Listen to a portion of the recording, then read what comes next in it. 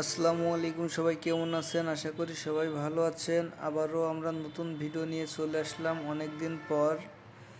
এখন আমরা চট্টগ্রাম বাইপাস দিয়ে যাইতেছি ফিরিঙ্গি বাজার।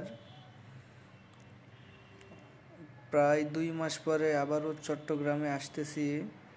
আজকে অনেক ভালো লাগতেছে, রাস্তায় তেমন একটা জ্যাম পাই নাই। চট্টগ্রাম রাস্তায় আসার কথা বললেই যেমন জ্যাম থাকে, গাড়ি ঠিকমতো টানা যায় না। আবার একটু রাস্তা ফাঁকা থাকলে দেখা যায় সার্জেন্ট দাঁড়ায় থাকে অটো মামলা দেওয়ার জন্য। ওভার স্পিডের অনেক ভয় নিয়ে গাড়ি চালানো লাগে, আর বড় বড় গাড়ি যেভাবে চাপ দেয় ওদের পাশে থাকাটা অনেক কষ্টকর হয়ে যায়। এখন আমরা চট্টগ্রাম বাইপাস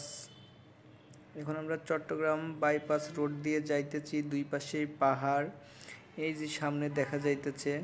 তবে খুব সুন্দর করে দেখাইতে পারছি না যে সামনে যে গাড়িগুলো আছে গাড়িগুলোর জন্য।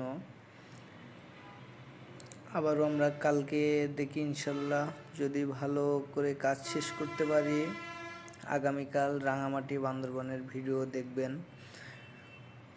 তবে আমাদের পাহাড়ি অঞ্চলটা অনেক ভালো লাগে। এখানে শুনেছি নাকি এটা পাহাড় কেটে বাইপাস রোড বানাইছে। এটা কতটা সত্য সেটা আমার জানা নাই। তবে অনেক সুন্দর করে ভিডিওটা ক্লিয়ার হচ্ছিল। তবে সামনে একটা গাড়ি আছে, এই যে ডান পাশে যেটা দেখতে পাচ্ছেন, এটা পুরোটাই পাহাড়। পাহাড় কেটে রাস্তা বানাইছে, এটা আমার শোনা কথা, ঠিক আমি জানি না।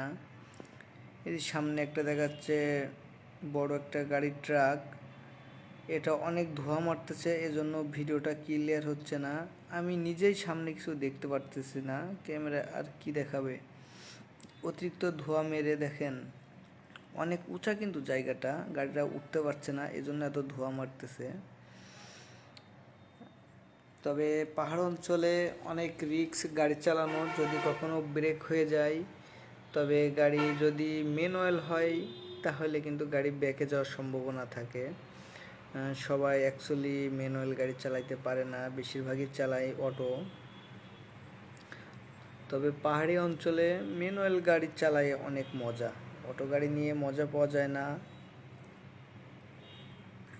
চট্টগ্রাম বাইপাস আমরা এখন যাইতেছি ফিরিঙ্গি বাজার। সামনে ছোট ছোট যে টিলাগুলো আছে, উপরে বাড়ি ঘর দোকান সব রকমই আছে মোটামুটি। কিন্তু আজকের ওয়েদারটা অনেক সুন্দর, ঠিক ক্লিয়ার করে আপনাদের দেখাইতে পারলাম না। আশা করি